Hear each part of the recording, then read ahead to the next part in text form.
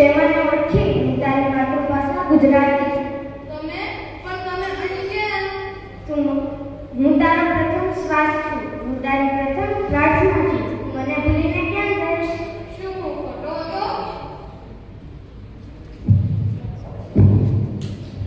રચના શાળા શિક્ષકનું ભાષણ.